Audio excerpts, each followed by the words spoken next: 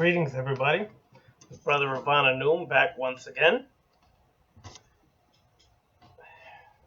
Made it back from my little holiday vacation. I went back up north to New York, Connecticut, my two hometowns of Bronx. Well, I didn't actually make it to the Bronx this time. I was mostly in Manhattan and Hartford, Connecticut. Had a good time, saw family, friends.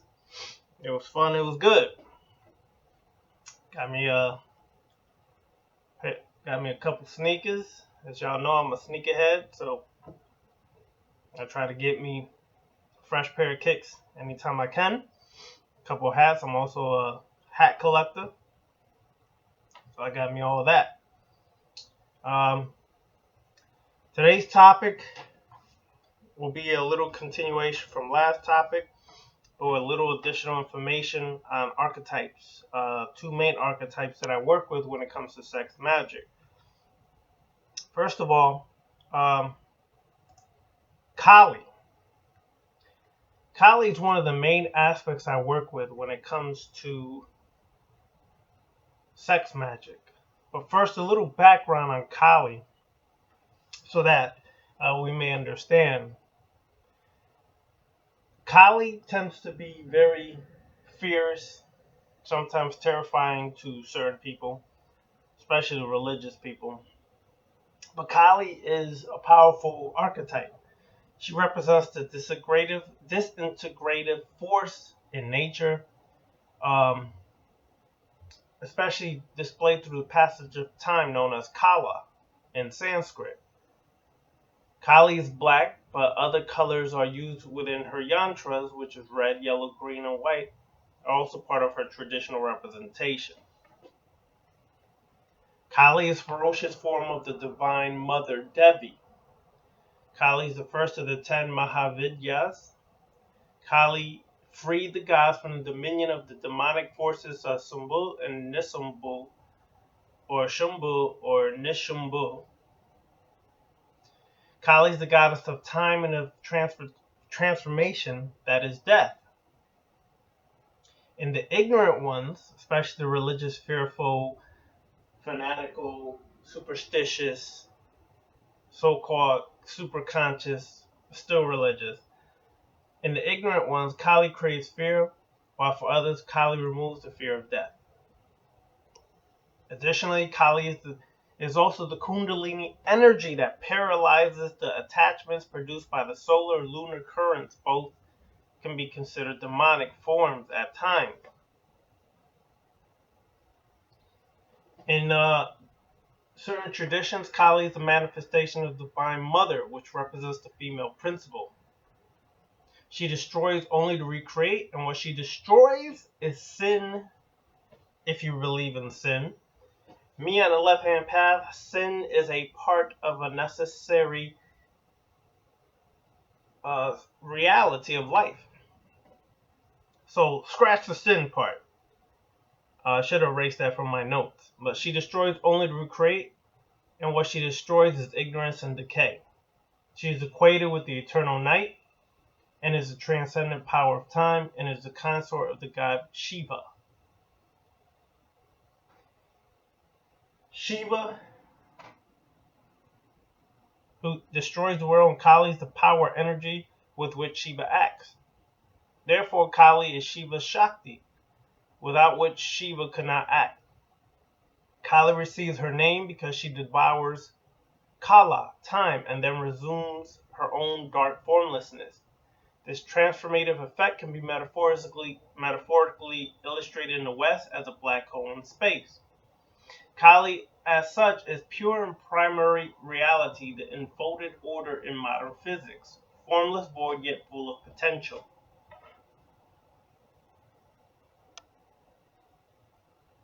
In the Vedas, which Kali tends to predate a lot of the Aryan concepts. The Aryans tend to have been lighter-skinned, sometimes considered Caucasian individuals who came through the north. Kali is also depicted dark-skinned because she predates the Aryans and she's more associated with the Dravidians. So she's of course going to be depicted more dark skinned.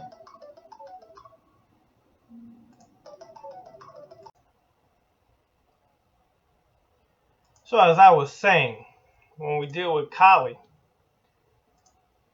the various aspects of her, but most importantly, she's considered that female energy that is opposite to the masculine energy. Important to understand because she is the one that actually activates Shiva through her energy, through her feminine power. This is why you see Shiva depicted in a inactive form underneath her. She brings him forth into life with her powers and ability. So, Kali is very, very important, especially when working with sex magic. If you understand the principle of the feminine and masculine energy, the red serpent and the black serpent of the Kundalini, you will understand the importance of feminine energy. The feminine energy is always the active or activating energy, and the masculine energy is the inactive energy. And this is why world over, as I said in the last video, you will see in ancient cultures, the man is usually depicted as being or laying underneath the female, and the female is in the position of being on top or riding the man, as we say. That is because she's activating his principles, and you have a shift in polarity from her masculine energy shifting to, her feminine energy shifting to masculine, and your energy as a masculine shifting to feminine, so that you can bring balance to your energy and a perfect unison between masculine and feminine energy. This was taking place. And if you do not realize that, then as a man, you're always trying to be dominant and masculine, then you're never going to activate that feminine principle within you. And I'm not talking about feminine principle that we are associated with in this Western world of motherly and caring. That's part of it. But if you look around the world, most of the feminine energy tends to be associated with strong warrior, fierce type females. And this is important to understand because working any form of sex magic, you have to understand the polarities, you have to understand the energies and the forces. So this is why when you work your magic, it is important to understand the concepts and how they take place and how they work.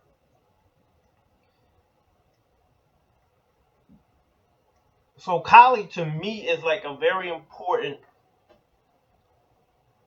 feminine archetype that I work with. I tap into her for her destructive powers, for her sexual energy, and for her dark magic. See, into modern day times, we have taken Kali and basically fluffied her up and made her so sweet and loving and caring. Now, bullshit. That's not Kali. Kali was a fierce, ferocious warrior. She was nude, meaning she had no fucking worries about her sexuality, about her body. She was just a fierce warrior who had pinpointed focus. And because of that, you understand that when you work with Kali, if you try to fluffy her and she's so loving and caring mother, that's true, that's part of it, dude. But what you gotta understand, she's also that fierce, ferocious, sexual goddess, which is missing in today's world. See, what happens, they made women submissive and docile and took away that feminine warrior type energy from her so that man can control and be in control and suppress her and destroy her powers. So when I work this sex magic shit, I'm about activating that part of the female that has been laid dormant and suppressed. bringing forth that goddess, that seductive power. Now you may say, well, why are you as a male teaching me? Listen, let me get this straight with y'all first and foremost. As a male, I have to be the Shiva to Kali, or the Ta to Sekhmet, or the Geb to Nut. Meaning, by the female helping me activate my feminine energy, my feminine force, I am able to see by the masculine in me what, as a man, we've done to suppress her and destroy her from being that goddess, that seductive goddess, that creatrix, that master goddess who runs the shit. So as a man, all I'm trying to do is bring that part of you that I see we as men have suppressed to the max, and bring it out of you. And that takes time because there's a lot of conditioning and programming on how a woman is, how she shouldn't be, this is wrong, this is right, this is not good. Fuck that bullshit. You by nature are cunning, intelligent, sexual, seductive, and beautiful. Be that shit. Do not let any man ever tell you otherwise. If he does, he's a fucking little fairy. He's scared. He's a feminine boy, and that's the reality. So he has to try to act like he isn't by trying to be overly masculine and suppressing your nature. Get far away from them type of dude. But anyways, Kali, in her absolute primordial nakedness, she is free from all covering of illusion.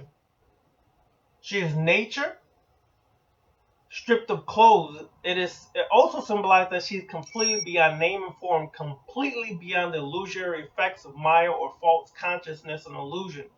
Her nudity is said to represent totally illumined consciousness, unaffected by Maya or the illusion and the fucking programming and conditioning of society and life. So when you get that concept, you start to understand. Kali can be nurturing, but she's also a devouring aspect.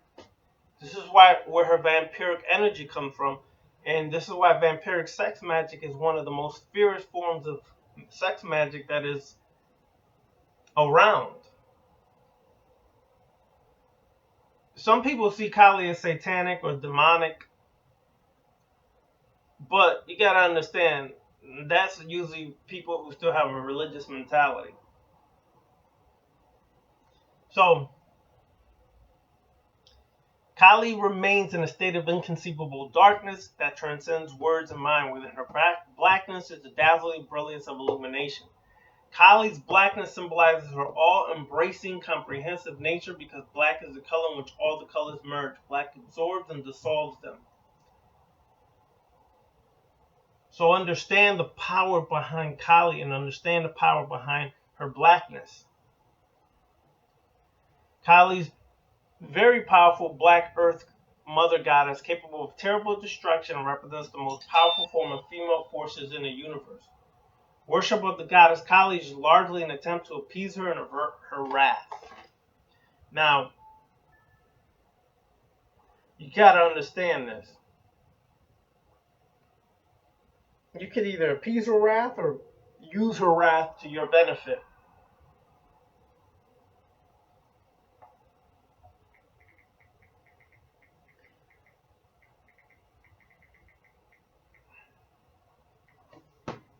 I use her wrath for my benefit.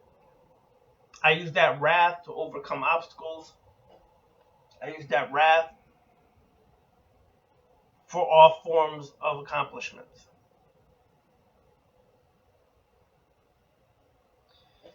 Goddess Kali presides over the mysteries of both life and death. She has an insatiable thirst for blood. This is where her vampiric qualities come from. Now, in vampiric magic and vampiric sex magic, we're not actually drinking blood. That is symbolic of the life force contained within the blood that is charged up by the prana, the sechem, the chi, and that blood of drinking is symbolic of actually absorbing that life force energy. You don't actually drink blood. Now, some people do, they're fools and crazy, let them be that. But it's actually absorbing the energy, the prana, the chi, the shechem, absorbing that energy to cultivate that energy to bring more power and energy to yourself.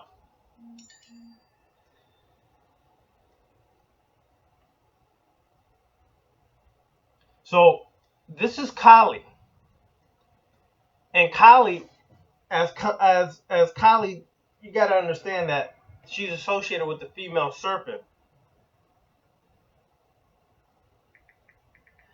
and as a female serpent, that is associated with the Kundalini. She also resembles the archaic Egyptian serpent mother said to have created the world. It was said of Kundalini that at the beginning of the universe, she starts to uncoil in a spiral line movement, which is the movement of creation.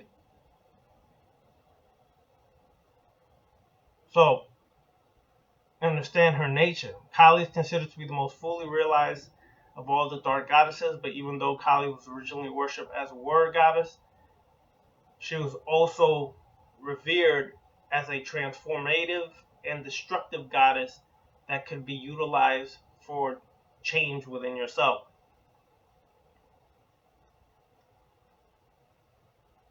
So this is why there's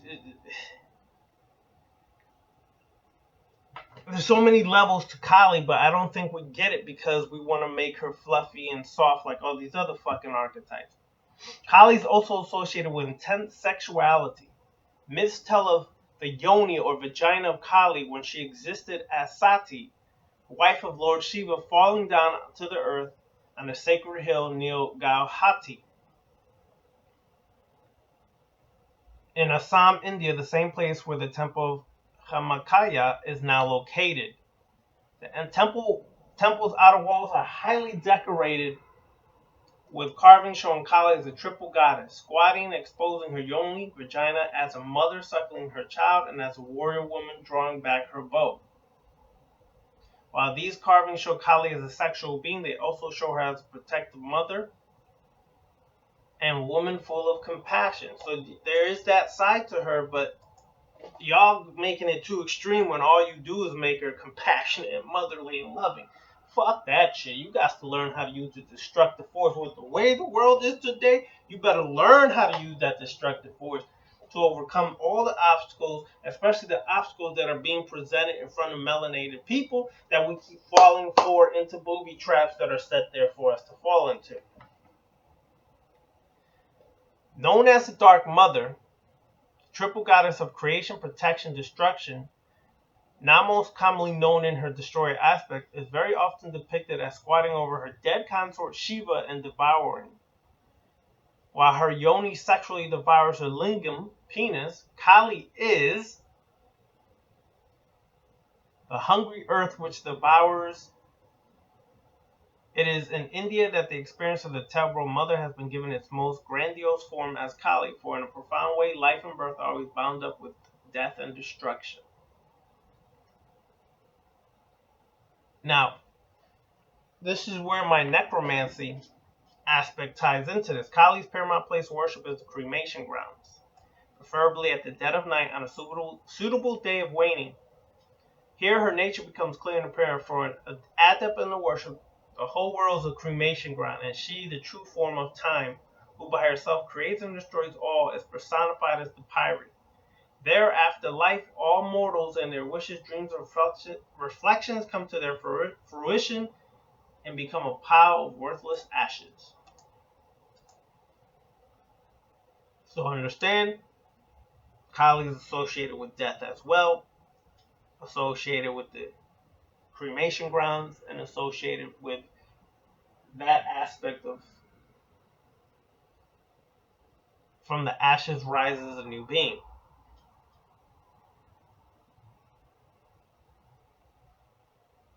So,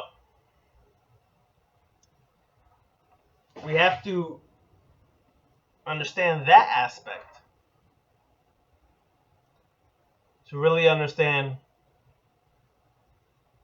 how to utilize Kali in sex magic. First of all, when you're doing a sex magic ritual, the female, the goddess, takes on the aspect of Kali. Shakti, Sekhmet, Hateru, whoever she wants to. She takes on that aspect. She actually becomes that archetype. You as the masculine are either Shiva, Ta, Geb, so on and so forth. But there comes a point in time in that moment of sexual union, as you reach and your kundalini rises more, you reach a more orgasmic state where you take a shift and the man becomes Kali and actually experiences the feminine archetype, feminine energy in a greater aspect. And she takes on that masculine aspect of Shiva, Ta, etc., and experiences it in a greater totality.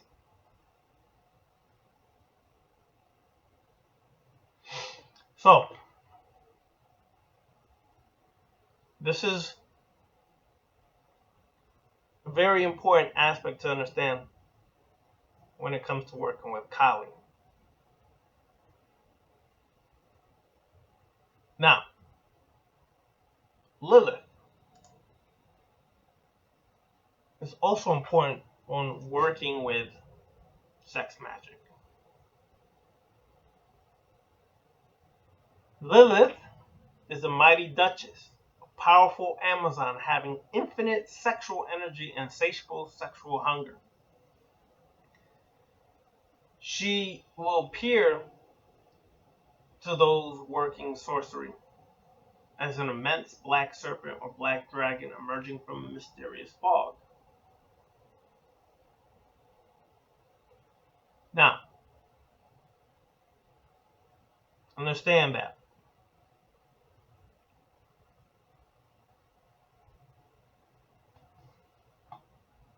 she has the ultra seductive energy. And she is the embodiment of what is known as in the Tree of Life as the Yasad, that physically manifests on Malkuth, which means Lilith's domain has extended from the astral dream realms into the prima materia and now encompasses Malkuth realm, normal waking consciousness. She also greatly empowers quantum level traveling through lucid dreams and will grant the sorcerer conscious dream control of the highest lucidity. She bestows wisdom on how to tap into and manipulate dark energy and dark matter. She perfectly teaches the deepest sacred mysteries and secrets, especially the dark arts of left-hand path, tantric rites, to raise oneself into the highest states of divine ecstasy.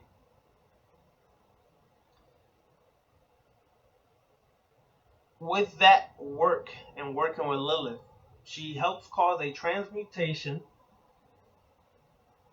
and a shift starts to be taking place within you.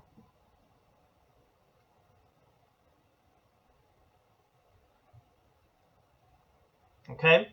So it's important to understand that aspect, that Lilith is the archetypical feminine demonic force of ancient and modern world. Because she represents the divine feminine, wronged, denied, and suppressed, the travesty of Lilith's defilement is buried deep in the ancestral memory of humanity. This demoness goddess is always lurking at the fringes of society and consciousness, which is where, in modern day society, we've pushed many women to the fringes of society because of our suppression of that natural feminine demonic force. She manifests through many women in various guises and situations. She can embody the demonic warrior aspect, or she can also embody the sexual, dripping, wet, pulsating yoni with perceptual overdrive, within women, especially a woman's shadow self and her darkest sexual fantasies. This is the territory where Lilith, her daughters, and legions flock and play games of the most hedonistic delight, but it's not for simple gratification of the flesh. It is beyond more than that. So understand, Lilith is quite important when it deals with sex magic. It's important to understand that specifically because if you're working sex magic, you have to be able to awaken the feminine energy. You have to bring the feminine energy and raise it up to its totality, to its highest form. And you can't go in this with the same conscious bullshit mentality that we've been taught: man, man, woman, this, that, limit now. You have to open your minds in order to raise her up. You have to let her be the goddess she's intended to be. You have to let her be that sexual goddess, that seductive goddess, that intelligent goddess, that master over herself goddess. You, as a man, cut the shit. You can't control shit, nigga. She controls herself. Okay, so you have to really tap into that reality.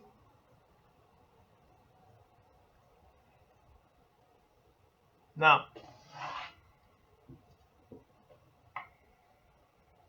working with Lilith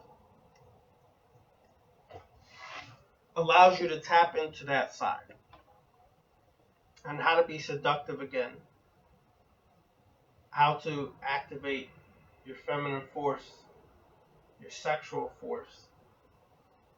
You're more than that, but this is a very key important part because this is the main part that's been used to suppress men. See, a woman can seduce a man at a drop of a dime, but men, not all men can seduce women. We like to think so, but that's not the case. So Lilith embodies a very strong quality. Lilith also was known as a queen of the vampires. She would feed off of the sexual energy and force of men. And in the astral realm, she would have sex with them and give birth to other children. Some will call them demonic children, but in time they became known as succubi or succubus and incubi or incubus. And these basically feed off of sexual energy. Now, in sex magic, you learn how to take that energy and you learn to actually take the energy from the succubi or the incubi.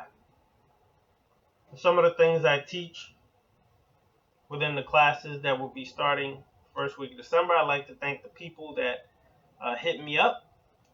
First week of December, we will actually begin classes. I thank you for hitting me up, and I'm ready to go first week of December. And it will be private classes with an individual, not a group. Each individual will get a private class, and it'll be on Skype, so we could work it that way, and I can answer most of your questions and share information. Now understand this. There are 7 major chakras that we're all aware of, and this has to do with ties into sex. But for Vamachara, there are Vamachara chakras, which are Golada, Lalada, and Lalana. These 3 hidden chakras form a triangle shape at the back of the head. And this is what Western science designates as the reptilian portion, the oldest portion of the human brain that controls the basic survival drive for food, flight, fight, and fornication. Vamachara chakra triangles pointing downwards represent the yoni, vaginal respective aspect. The pineal gland is described by human anatomists to be of the same size and shape as the female clitoris, which also lines up with the feminine receptive nature of 3 hidden chakras that is opened by the blessings of Kali, which Kali also strongly corresponds with Lilith. Also note that the triangle portal within the sun is pointing upwards, while the Vamachara chakra's triangle is pointing downwards. The stargate within the sun combines with the stargate of the human head, creating the sacred hexagram symbol, which generates perfected sexual energy of the actualized and empowered god or goddess. As above, so below, as within, so without. That's spiritual harmony, while maximizing your sovereignty as your own personal God. So understand, when we work this, we have to work this. It is important to, as I'm going to keep repeating this, to activate the feminine force. Woman,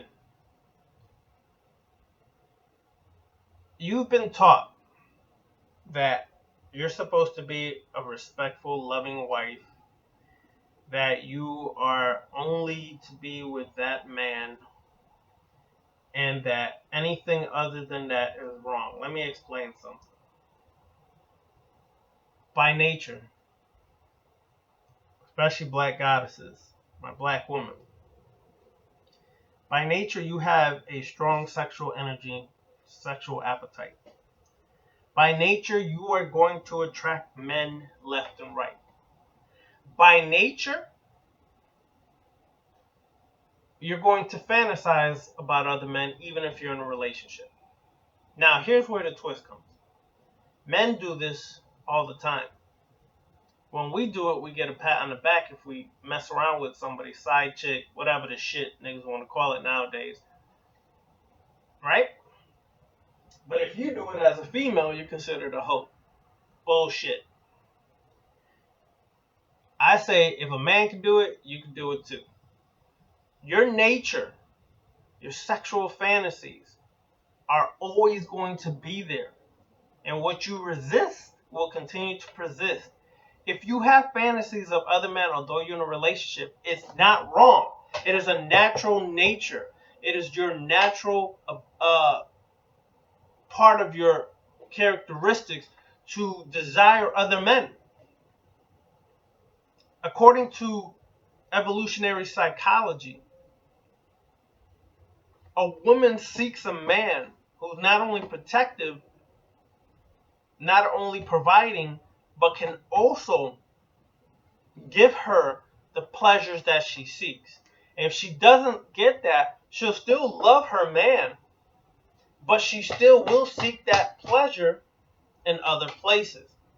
You're labeled a hoe in this society. A man does that shit, and he's given a big up. He's the man, he's the shit. It's time for y'all to flip that shit on niggas, man. It's time for y'all to say, listen, man, if y'all can do it, we can do it too. But here's the trick. You got to learn open communication between each other and say, this is how I roll. And if you don't like it, you don't need to be married with that guy. And vice versa. Men, you have to be real, more real than you've been. And if you're not, y'all not going to be together for a long time. You're going to keep cheating, lying, and destroying your marriage and relationships, bringing diseases home and everything. When if you're more open and real, and you allow this opportunity for y'all to expand and grow and experience sexually, then your relationship may become even stronger. It's just my opinion. It's not for you to go and say, well, he said, no, it's my experience. You have to find your own experiences.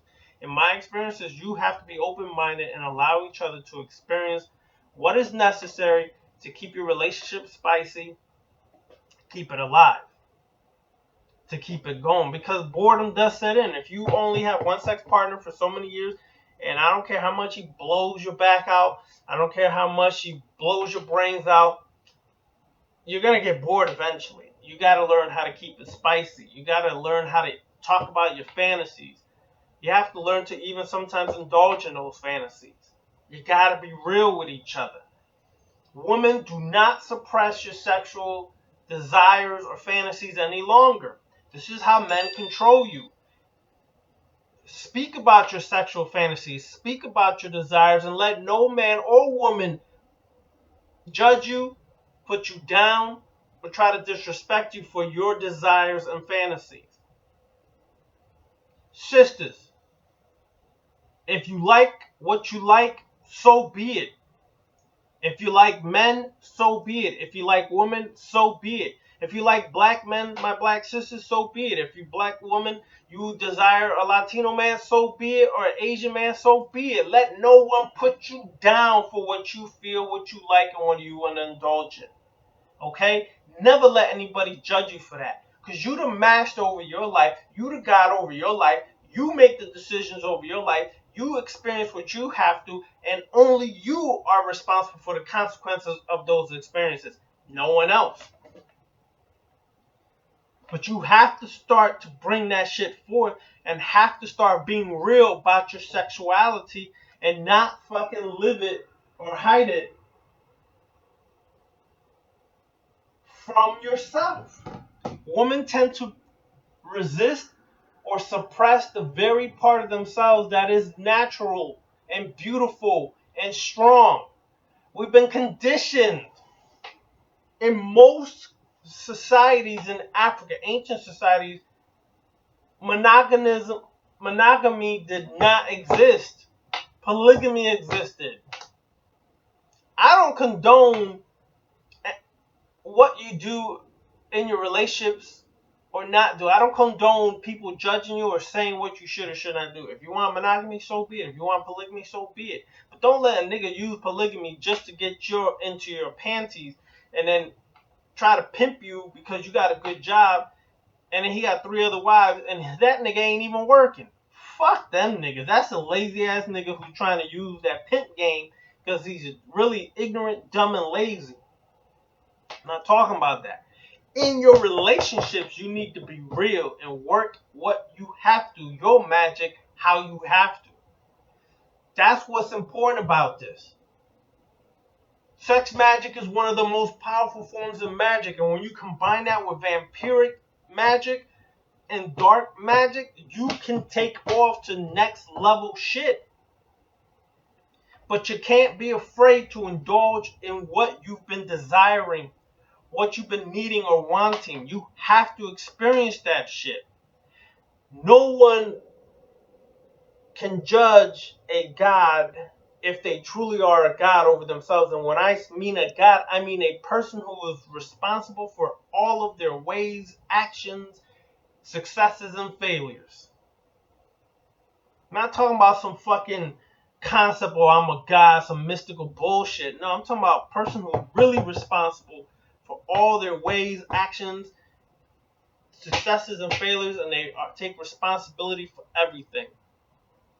A person who initiates and activates their experiences and indulges in those experiences, but still has control over themselves. That's what a master does. That's what a god does. And so I utilize Kali and Lilith because women need to start becoming more like Kali and Lilith, become more of that feminine warrior type, and start letting these niggas run your shit. You need to also be more of that sexual goddess like Kali and Lilith and activate that within you and fuck a nigga and his bullshit and his opinions on you and what you want to do, like and not like. You the master of your shit. So working sex magic is working with the energy. It's also deconditioning and reprogramming your bullshit and breaking away from society. I'll leave you with this just to show you how shit has changed. In certain Asian cultures, they had what was known as the Jade Dragon and the White Tigress. The White Tigress was the fucking sexy ass woman. And the Jade Dragon would come to her so that he could raise his sexual energy and remain youthful. So what she would do at times is that she would find a partner that was younger than herself and younger than her Jade Dragon, and she would engage in sexual acts. She would absorb that energy and bring it back to her Jade Dragon, and then they would engage in sexual acts to charge him up with that energy and keep him youthful. Now, shit has changed and times have changed. But some of y'all still have that nature inside you. It's time for y'all to start learning about yourself and exploring yourself. So with that, I'd like to say peace. Thanks for listening. We'll be doing our Awakening Universal Mind show on TalkShoe.com very soon. If you have any questions, comments, concerns, hit me up at darkoccultist99 at outlook.com. Once again, that's darkoccultist99 at outlook.com. Or you can hit me up on my Google Plus page at darkoccultist99. With that, I say peace.